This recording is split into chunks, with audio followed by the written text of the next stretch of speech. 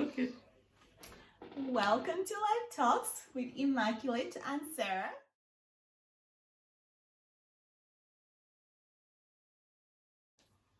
Today, we want to discuss a topic someone really close to us, at least to me, has asked. And it's really how, I have an African parent, obviously, but how African parents deal with stress, disappointment, heartbreak, those moments we all talk about, like anxiety or depression. Like, do you even go through that as an African parent or as an African mom, or is it this status quo of like strong African independent woman, or is that just something we use to put down our true emotions? So since you're the mother in this place, and we'll talk about it from a child point of view and a mother, like, have you gone through this? So that's what we're going to talk about. So mom, how like, it's an obvious question, but do you feel stressed ever? Always. Oh, I know you, so I feel like I know that you do. Yeah. But have you also had, this is a yes or no question, firstly, have you had moments where you feel like, I cannot go on, like this is it? I think because of work, I haven't reached that extent. But this is in your entire life. No, there was a time that Yeah. I was really like thinking that's it. Okay, so I can't.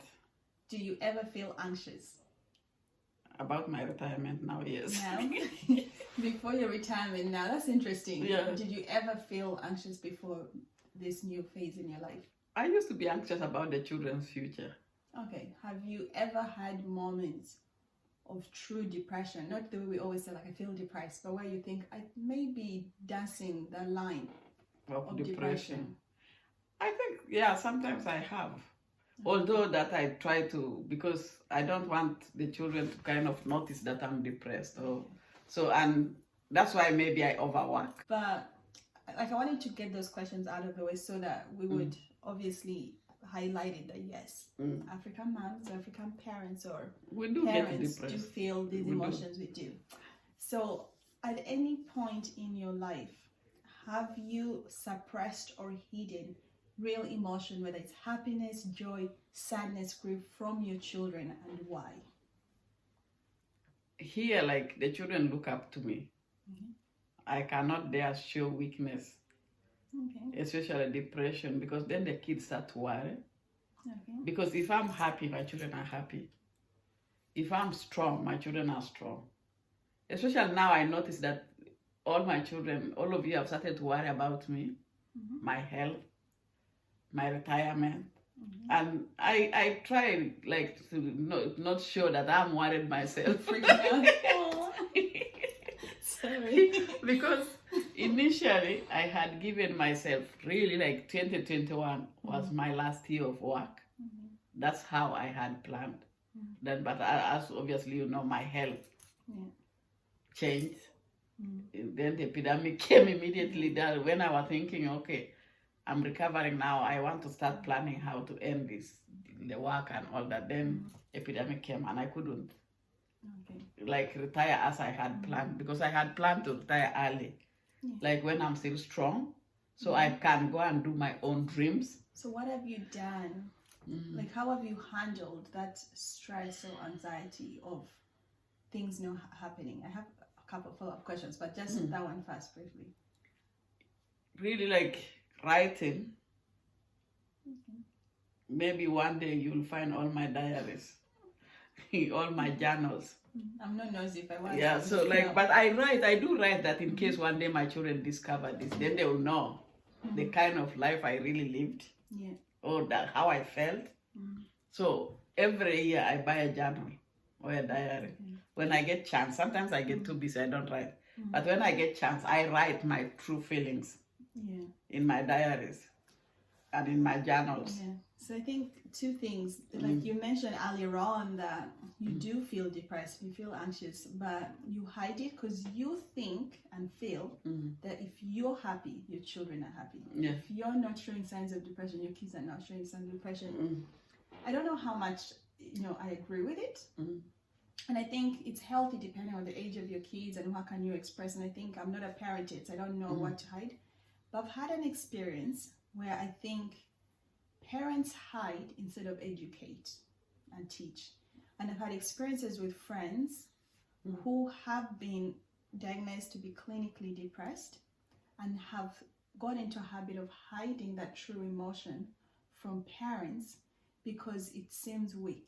It seems like, my mother or my dad is strong. I can't turn around to have these emotions, and it's happiness at home, and So when these kids have gone through this, they haven't had the support from home that is actually there, but they don't know how to go home and say this is going on. And they come so broken to express the truth because it's not been spoken of or shown in a home. So I don't know how to advise it, but I think for me, I think I would have liked you to, I've never thought about you depressed, sad, but I've never because I'm thought always about, happy. yeah, I've never thought about you needing to educate me about depression. For example, when I served my mission and I was away from home, it's the first time I learned about depression. Yeah. It's the first time I saw depression. It's the first time I witnessed clinical depression. While I have been lucky so far not to go through it, people, my companions at the time, people I was around, were in it so badly. But because some of them, parents hadn't said this was in a family setting, they actually miss an opportunity to be coached and to be taught how to deal with these emotions. As the other person who was the companion and the friend, because I had never experienced it, I at least been educated about it, I didn't know how to be a friend to them. And I didn't know how to take care of myself while helping them. So I think if parents, not necessarily you, had, I don't know, the good days or whatever ways, or after it has passed, even during, and said, this is happening and this is how I'm coping, or you could. I think I always knew as a child when you were down because you slept a lot more. And I think you used to disguise it in, I work really long and I work late. Yeah. But I think as I grew older, I started realizing, no, when you're really down, you stay in bed much longer. Or you'd be you're not a short person, you're not mean, but you're like, guys, no, right now I'm tired, or like, I'll talk, later, you're always, whatever. But I started realizing, like, quickly your emotions. And some kids maybe are like me, and I emotionally suck life out of people, I feel like. Yeah. So I think it would be a good thing for parents to actually... Yeah, but like parents, as a parent, sometimes you do not, because the children, if you give them all the problems that you have. But you're not giving, you're not asking. No, like the children it is natural to try to help your parent, your mother, your father, when they are going through something. So then I feel that you are burdening your children. You are making them go through things they shouldn't. Yeah, it's like, high balance. So like it is very, like, you cannot say, you guys, I'm depressed. It's easy for me to say to you, but educate me about but it is, and I can sense when a child is depressed or is having a problem. That's why I always used to say that, try to talk. Like, so when you have sensed a child in general being depressed, how have you gone about it? Because sometimes they may not know that they're depressed. They may be going through the emotion of discovering, is this depression or not? How do I go about it? Like, as a parent, what's the ideal, like, how should you approach it, but how should the child maybe come to you? I think the child, like, usually I try to make children active. Oh, okay. Like, get involved in clubs or go for football, or go for things like that. Like church activities, things like that. That keeps them, because I know that when you're active, the depression kind of, you are not worrying about it all the time. Something distracts you. Like me, an adult, I can think that maybe if I'm talented in painting, if I go painting, and that's why people say, I love my plants, that's my own therapy. But why that way and not sit down and have a chat, or be like, there's a professional, me and them, go sit down and have it? Because sometimes the kids, as you mentioned earlier, if you start to say that I have noticed, like maybe you're feeling depressed or what, the children feel that they have disappointed you. So you don't talk about it at all? No, you should talk, but you have to have, like, you gauge the kind of child you have as well. Is it child that can talk about this, or you can encourage like their siblings to talk to them. Yeah. You know, because like as you said, the children think my mother is very strong person, and like if I say now like this, it shows that I'm not like I'm kind of disappointing them or what. Yeah, I think parents need to be more human, because the first time I realized you were not human, like I realized your weakness. I can't remember what it was, but I remember being so disappointed in you and so angry, to be honest. Never remember what it was, but not to be discussed. I remember thinking, how could she let that happen? How could she go through that? How could she let herself be broken? Because for me, you were always strong. Yeah. Whereas if I think I had been exposed to, I don't know how, because obviously I'm putting it on you, but like I don't know how. I think child-friendly conversations of being like, today mom is just not feeling well. But I don't know, be like, you know, or like when I would go through something, be like, I've been there before. I know this because once now it's different. We have real deep conversations that I love, but I'm that child that I just want to talk about everything so deep that parent does not want to talk about. I'm sitting and asking. For some kids are not like that. They just. But sometimes it is difficult. Like if you don't have a good relationship with your children, like you know, like as a mother, I would know each child's strength, what they can handle, and what they can't. Like let's say I came home and I said, you people have stopped working, I'm depressed, I'm just going to stay home. How would you feel? Yeah, you'll be fine going to work. Still have bills. Yeah, so then I just worry that if they know, because like you just say, if mommy is sick, so what's going to happen to us? You know? So I don't want that situation. Like, I know we talk about depression and anxiety. The times you've been sick, they're really hard, but they have been, sounds terrible. They have been some of my best times, because it's given me an opportunity to learn my strengths, but to also recognize the strengths within our home. Different people, because as I'm the kind of child who thinks everything is on me. If let's say something goes wrong, to Sarah, what do you need to do? What do you need to plan? Where does this person need to be? I just get into that mindset. But you're good at planning, though. Yeah, organizing good at people. organizing People don't need that sometimes. Yeah. So that's just my natural mechanism. It's like, we'll cry later. What do we need to do now? But I think the times and you don't get sick often, so the 2 times you've really been like in hospital for days, it's been amazing to watch other people's strengths come alive and how we've all coped, and it's reduced my worry. For example, for my younger siblings, because they step up to the plate, where I'm just amazed and so grateful that, like, wow, I have these people in my life. Like, it's not on me. And I don't know why I get that habit, but I think, like, it's on me. But, like, because you think you're older than them, so... But I do the same for my older siblings. Like, I'm a good middle child, but I'm still, like... But, like, even me, I've noticed that, because I'm this kind of person, I don't want anybody to experience pain. Yeah. That's why you see, I go to work, come back, go and do shopping, like, do everything. Because if I start saying, if I send them to the shop now, they have to carry those things by themselves, you know. So I try to make life simpler. That has been my habit. I don't know whether it is a weakness or what, but so I don't want anybody to kind of suffer. So the same thing with depression. Like if I feel, because sometimes I really don't want to get up, either because I'm too sick or I'm just like really tired, fatigued. I don't want to get up. But I say that I have to get up. Yeah, because otherwise... motivations to and I say the kids will think something's wrong with me if I stayed. Have you ever been to therapy? I had therapy before. Because I think a lot of Africans should be in therapy.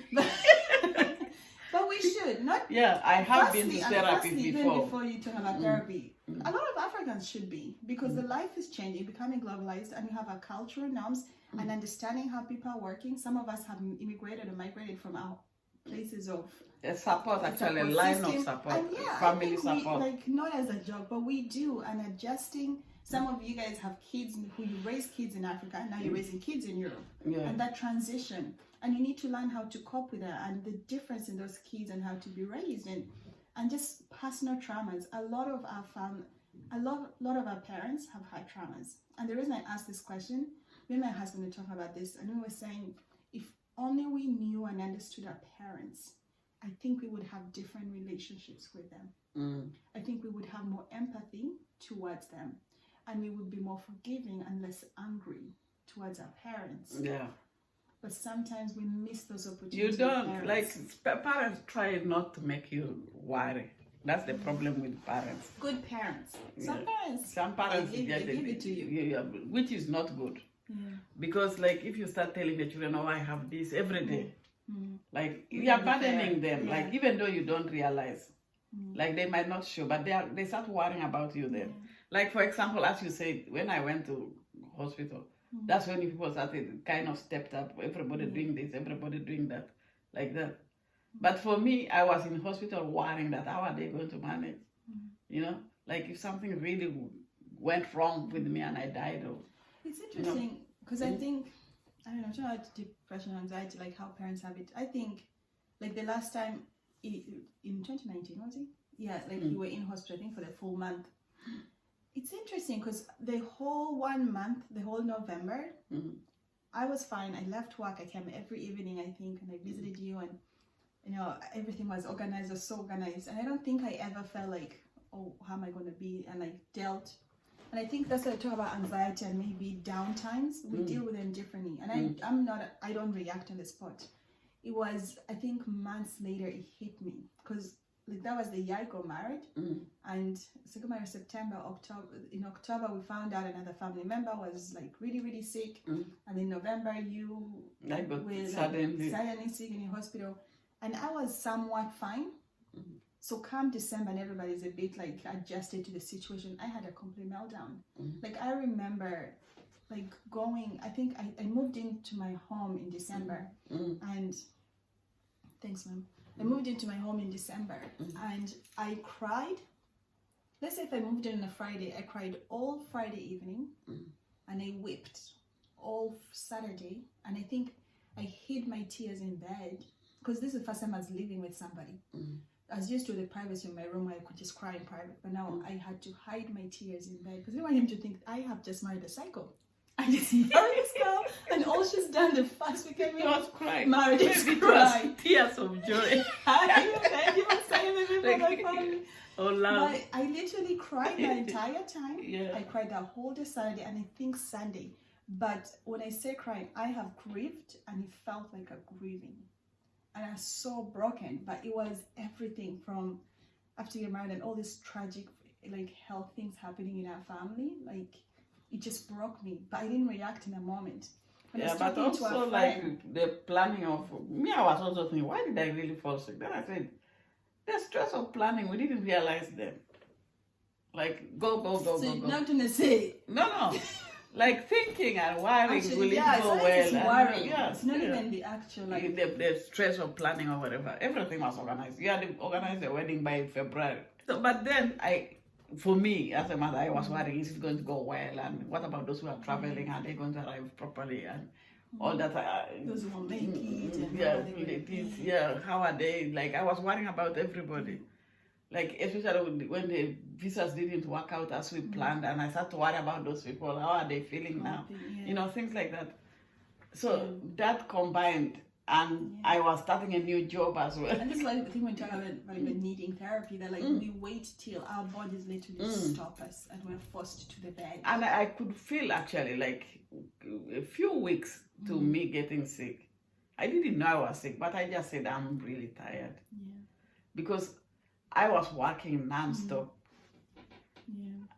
And you're working non-stop? And this is something I want to tell people, like, I know employers may not agree with me, but this is why you have sick days Yeah. put into jobs. That it's okay to take a wellness day and to be like, I'm just not well. It's not a cold. Like, I'm not especially when physically you're sick, tired. but I need to stay and sleep. I need to stay and find me. I need to stay and just have a conversation with my family. I have a friend who, like me, that month I just stayed, that weekend, and I just cried the whole time. A friend called me, like, she texted me from nowhere. And she's like, how are you? Newlywed, you bought a house. And I was just like, you don't understand. I'm just so tired. I'm broken. And she was like, listen, I've been there. When she's told me when she first got married, the first 6 months were something more hard. And that's transition. Even when the best things in your life have happened, your emotions have changed. we don't give emotions the right respect to be dealt with. Yeah. And I have a friend who has transitioned to, moving out and this process of her life, and we're talking about that, and it's like, it's important, and we don't get taught that as we transition to adulthood, it's like our bodies go through a shock. Yeah, it is Then shocking, or later. especially leaving home. Oh. Because you are going to start life without your family there, and the realization that I have really moved. It's hard. I cried before I moved out for months. I didn't want to move out, but marriage, you have to. But yeah, that was really hard for me. I remember being at a wedding, and this boy said he moved in with his girlfriend while they were getting ready to get married, and he said the day he packed up his clothes from his mother's house and all his last things, and he put them in the car, and he was like, "Oh, Mama, I miss you," and it was like jokes and like teasing. And he said he drove the car, and halfway the road, he pulled the car to the side of the road, and he just wept. With that realization of leaving home and that transition to adulthood and responsibility, and of course he dried his tears and went home and acted like a happy husband. But we do, and I think kids need to know. And it would help, I think, certain levels of anxiety, or even kids that move from one country to another. That is a conversation for another time. That's another problem. Because people leave their friends, their families, and you start a life here. And it is not easy to start a life and I think that's where African parents in Europe hide. Because they feel like they're the ones who uprooted you. So they have to act strong. And then also to make them feel that everything is going to be all right. It is not all doom and so you cannot really say, "Oh, this life is hard. Now I'm depressed as well." And then they say, "But we brought us here." I remember being in school when we moved here, and it was worse because it was winter, and I just sat in class somewhere in the playground and I just cried. I was like, I want to go home. And the kids were like, no, just that. I moved from my family, from siblings. Yeah, that causes a lot of depression. Like, it's okay, you're going to go home at 4. The school ends. It's like, no, I want to go home where I come from. Uganda. And she was like, okay.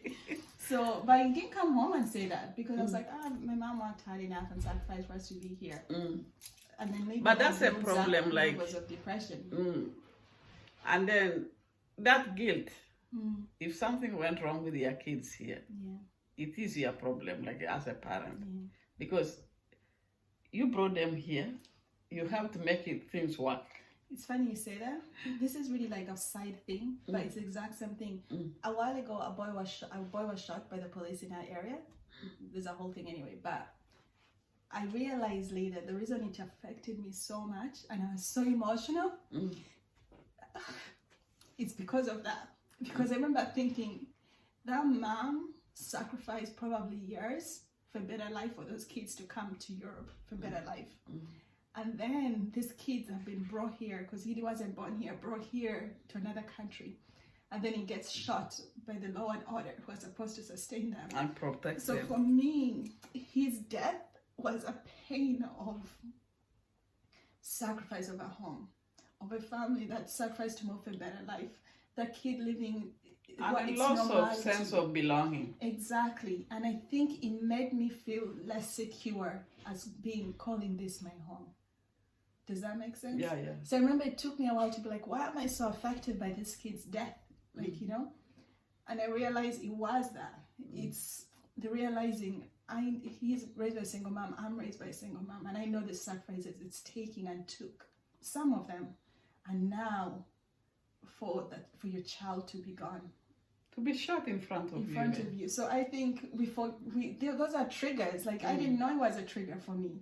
But it's those things that we don't maybe talk about them. Not really. We are to act because it was really sad, that's the way that was handled. Yeah, but anyway, that's if somebody did say the boy was depressed or he was having mental issues, somebody should have listened. Yeah, because he was going through a lot, maybe. Yeah.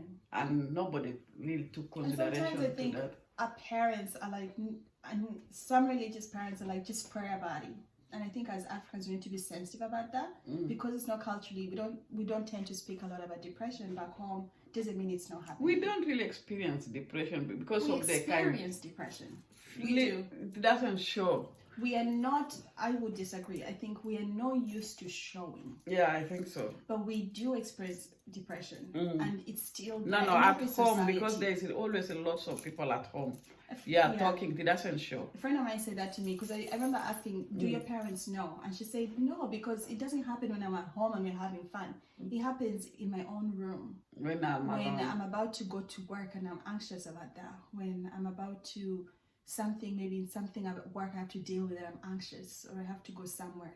It's not in the family time always. Yeah, because you are talking and you are distracted. That's why doing things distracts you from depression and anxiety. Like if you like, maybe like people who like to do like exercises or gym or draw or write or things like that, they distract you. But that's exactly it's a distraction. Yeah, it's not a cure. It is not a cure. Yeah. So as much as we try to help people get distracted, it's important that they get we encourage proper people to get real help. And even if you don't know if you need help, talk to somebody.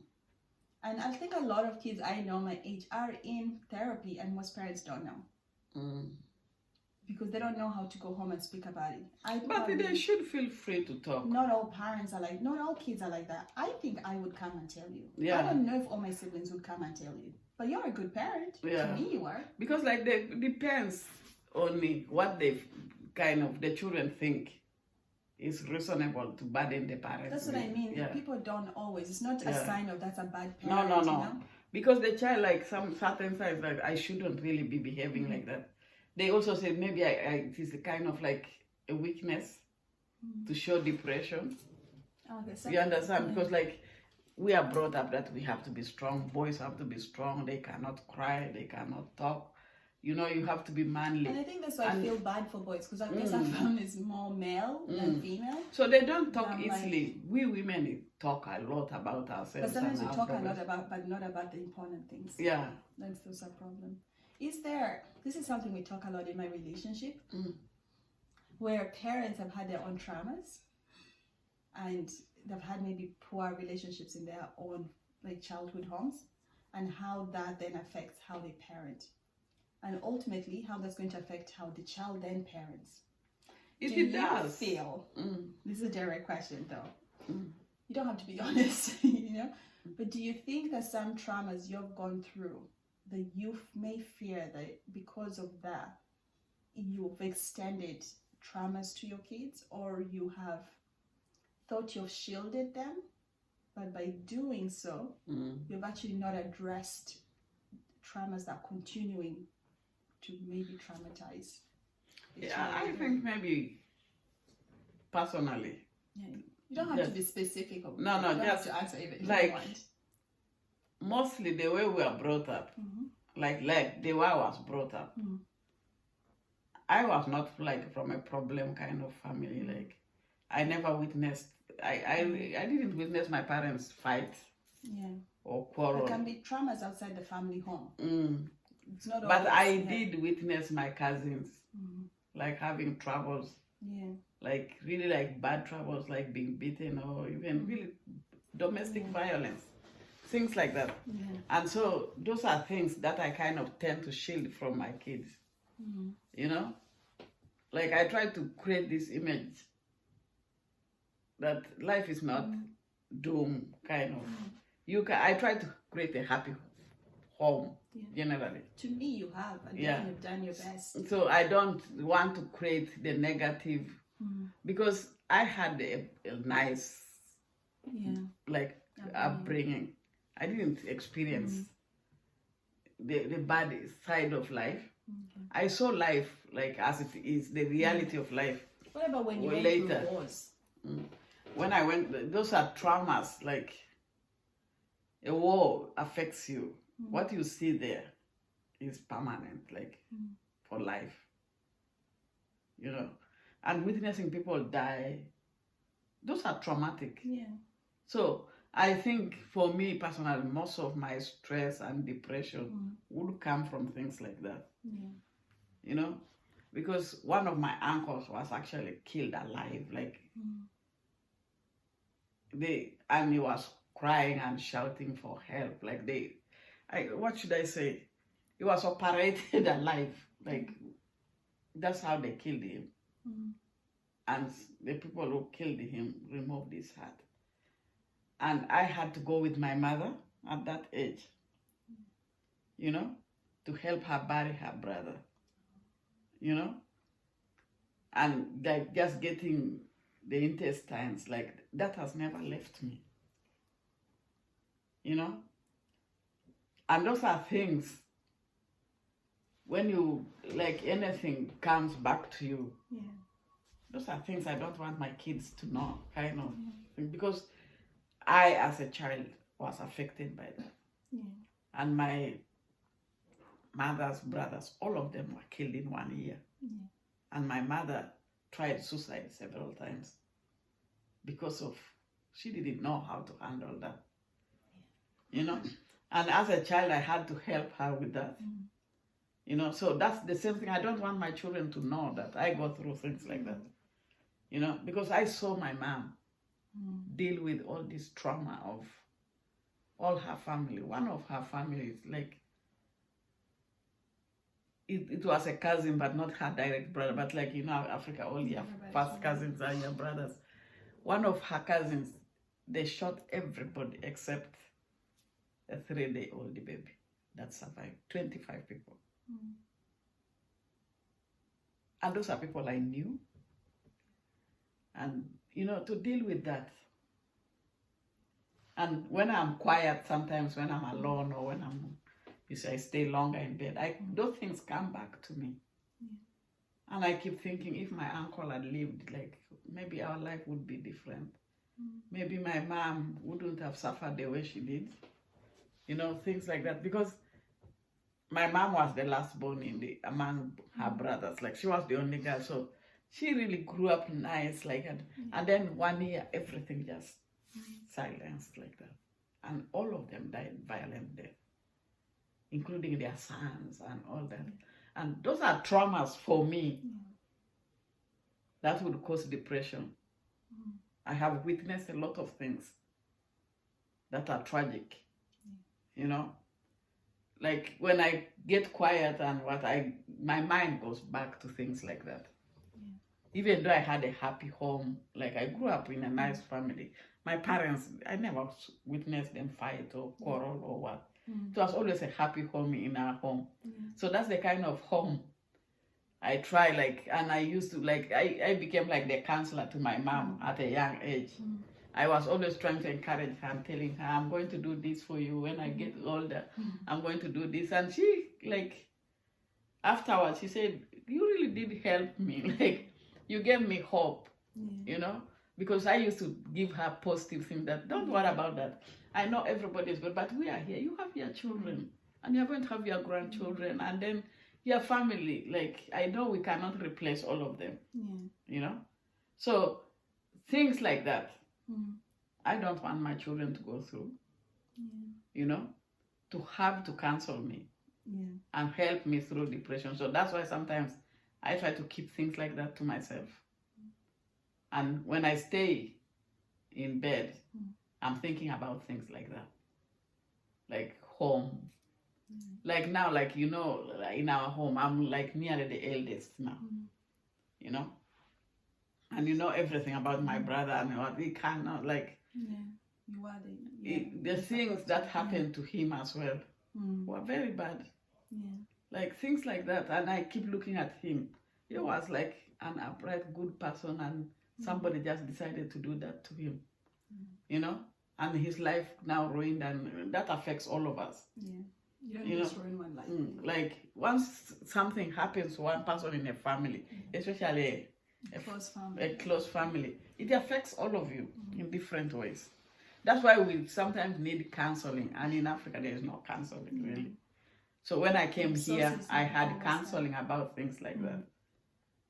Because, and they said, you took this, like, you kept this for a long time. Too long. It takes time to kind of, but I'm glad that I got over that, because usually when you have a anxiety or depression, when you're alone, that's when the things get worse. And maybe that's why you had counseling here, not just because there's resources, you had more alone time. Yeah, I had more alone time, and then the things came back to me, like, and they started affecting me because I remember, like, sometimes I remember, like, because I used to work in computers a lot, but there was a time because I had, like, fallen sick at home, and to get me back, they had to bring a mouse because I used to use that a lot, like, because my brain was not kind of registering anything else apart from any computer. And I started to fear computers because it reminded me that I nearly died. You know, each time I touched a mouse, or that's why, like, the touch computers were good for me. But anything that had a keyboard, it reminded me when I nearly died. And I would really go in a state of panic just to touch a key. Like, up to now, like, if I have to, like, in work, sometimes I have to stop because I really panic. Because it reminds me that I nearly died. You know, things like that. You cannot talk about them, like, you know. I think, like, I feel like I really know you, and, like, we talk a lot. But I think in all the conversations we've ever had, I think this is the most shocking conversation for me, because this is the first time I've learned something about you that I've never known. You know? Yeah, you know, because things like that, I'm always a happy person. I'm talking and what, but there are moments, especially now. I was very close to my mom. First, I was close to my dad. My dad died suddenly as well, and then my mom stayed a little bit, and I was very close to her. I shared everything with her, and then my mom died as well. You know, and here I'm alone. I have my children, but, like, somebody of my age, or nearly maybe older than me, that I can discuss certain things. I don't have that privilege. So, because there's a limit. There are things you can discuss with your kids, and there are things you can discuss with other adults.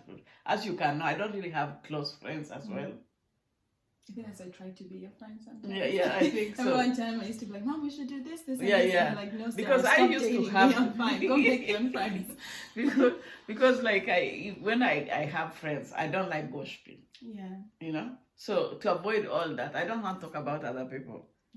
So I try to avoid that kind of life. So I just go work, home. Yeah, but you can't talk to me. I know we've talked about this, but I'm like, you can tell me things. I can be your friend. No, but I don't. There are certain things, like, at a certain age, you cannot discuss certain things. Like, I like to discuss silly things sometimes with my friends, and they all, like, but I cannot be coming to tell you stupid things at your age. No, I can't.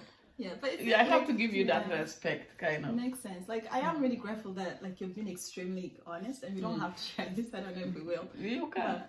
But we don't have to if you don't want to. But like, I am really, really grateful because, like, I've had so many stories. Like, and I think something me and my siblings love, even my husband, is sitting and you telling us even the stories we're going through war. Not because they're fascinating, but because we get to know more about you. We don't get to know the mom. We get to know me as a person. As you. So, like, I am. That's actually one of my grandsons. He called me, grandmother, you used to climb mangoes because they just think I'm this gentle kind of place. I said, I used to. I was a child once, like, and I said, Mommy, I cannot imagine you climbing mango trees. I said, I did.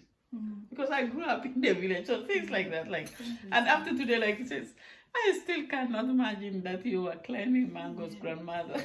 So it's always good to, like, share those opportunities, and like, I don't know, I think it's really, really good for kids. I don't know, maybe you don't agree, but to know this, like, I know this sounds heavy, the conversation we've had, but it is important to know these things. And maybe, I'm in my 30s now, so it's a bit different, you know, maybe I'm at that age bracket and I want to, and maybe I will need therapy, I don't know. Yeah, but like, it's okay. Things like that, like, because they are so sad. But I like to know these things. I want to know these things. And I feel like when I go through, like, because I feel like you know so much about me, almost everything. Almost, maybe not everything, but almost everything about me. And, like, they're just different, you know, and I would go through, like, you talked about even, like, okay, your mom passed away when it was just you. And it's funny because that one experience is the day I learned loneliness. But it's the first time, like, mortality became real to me. that like we live and we die. Mm. Like I knew it, but that really became true. And maybe you don't want to know this. Anyway, maybe you don't want to know this. No, but, that's no. it. Yeah. But Say it. like I just remember because my brother-in-law, just different triggers. Like April is a trigger for me. Mm. Like I can't handle April. Like I think you have noticed I become a different Yeah, person as like, well in April. April's really hard for me, and maybe for most of my family members. But like I always remember, I think my brother-in-law is the one who called to say like Tata, his grandmother, that like she had passed away, and I was sleeping. I think I'd come back from clubbing and I'd sleeping. I just come in and I'd like fully fallen into deep sleep. But I can't remember till today. Like you cry, like it was like a wailing, like a pain. But as much as I knew I had lost, like literally like a second, my husband, like a grandmother. In that very moment, I realized I too one day will lose my mother. And I recognized the same pain I would feel in the pain you felt. And it was the first time I think I was introduced to that level of pain. And the level of like, I don't know And how could to be the call first it. time you saw me cry, really. as Yeah, and I well. think, you know, and because of that experience, I fell out with certain people in our family that, like when I flew to Uganda and like for the funeral, and some people weren't at the funeral, you know, I was angry at them because for the first time I watched you in pain and I watched my uncle in pain. And I could not understand why somebody who loved one of you could not be there to help them. But it was, not trauma maybe is not the right word, but it was that. So that's how I responded to the people who were absent. But like But grief yet is it like was- that, it's you grief. get angry. Yeah, it wasn't anything to do with them. They had their It's valid just reasons. grief. You go through all those stages, denial. But we never talked about even that death. We didn't. We didn't. We went, we buried, we came home, we all lived with our lives. And we all did that. And I think sometimes, we don't know, we're all doing our best as families. Like I think one of my siblings didn't talk for months. Yeah, I think just didn't talk. yeah. And I think we just never talked But it was about also a sad moment because that's when your dad's grandmother also died. Yes, Like so much happened. the at same that week, time. like Yeah. when they were burying my mom and his mom died as It's well. interesting. And these old Yeah. women used to live Yeah, together. and, you and I know? think those were my trauma. So April Yeah. was a trauma for me. Now I'm better. Flying used to be a trauma for me. I didn't fear flying, but after that, I related every flight. To I go home for wondered, burial. yeah, and I wondered who on that flight was going to bury. And when I lived in America for my mission and I came back, I didn't go back. I haven't been back because all I think about is who am I going to go back to bury. And it's silly because these are just friends and people I know. Yeah, because you But associate it's- the yeah, flying 'cause I with loved going to. Being in America, and I love the people I served with, almost as probably family, really. So I sometimes going back because of a past trauma. It's interesting you said about the keyboard because I've never thought about that and related that to you. And now when you said it, I was like, that is so sad. And obviously I'm like, I wish I could take that pain from you. Like she was not in pain, but I can't. Yeah, because like it just Yeah. comes sudden because it reminds me. That's how people who go into panic and stress, Yeah. depression, They are there triggers, is something. yeah. And the people who are triggered, somebody in your work can be a trigger. It's Yeah. terrible. Like Yeah, because like for me, because at first I used to ignore it. I just used to say, no, I don't think, how can this? But I just noticed that I cannot touch a keyboard, like without going into panic. Like you literally see my finger do like that. And I said, what is this? Then when the touch phones and all that came, that disappeared, you know, and I became better. Anyway, guys, this has been so emotional. Sorry, and but do you want to say like any advice before we close, or I what think would you advise someone? stress children and kids? anxiety. I know people find it hard to talk and accept sometimes. People deny that they are depressed, and there are people who know that they are depressed. I think it's better to talk and get clinical help. I did go to therapy for 2.5 years, and I think it helped me. And I came out of most of my traumatic experiences because of that counseling. So I am strong now because I attended counseling. Because before I used to cry a lot, and I used to say, I'm just being emotional. That's what we always say, I'm being emotional. And you just don't know that it's like sometimes when you cry, it is something that relates to your trauma. You know, that brings the tears. So it is just not being emotional. So that needs clinical help. You need to talk and seek help. Because there is a treatment for depression, there is treatment for anxiety before it gets too much. You know?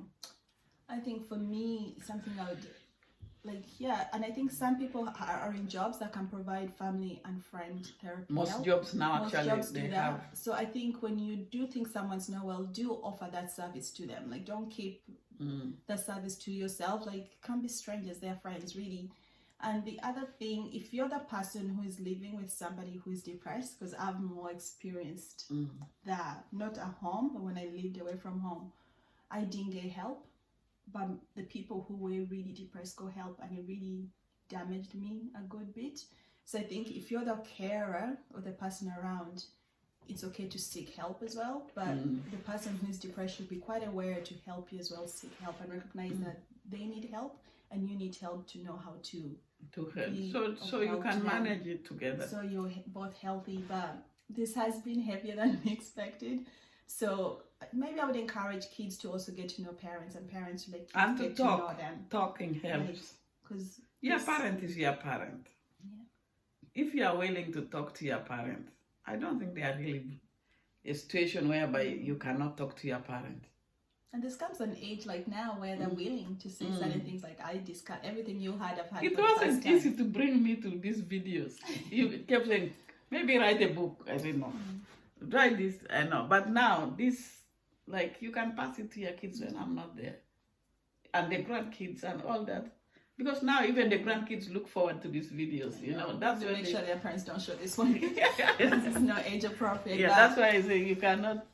Yeah, the kids should not know certain things. Yeah, true. That's why we try to kind of keep some things to ourselves. Yeah, so thank you so much for your time. We absolutely appreciate your time. Please comment, and if you can or if you want to, please do subscribe. Tell your friends about us. And if there are links that you know can help, share it on the page. Exactly, especially anyone who's going through anxiety or depression. If there's any links you guys can share, because we may be limited in our knowledge as well. Yeah, Please we don't know. Like, we are not clinically trained to help. We're just saying what we feel. Yeah, well, thank you so much for your time, and we look forward to talking to you again. Hopefully a more upbeat conversation, but if not, it will be on Real Life and Life Talks with Immaculate and Sarah. So thank you so much for your time.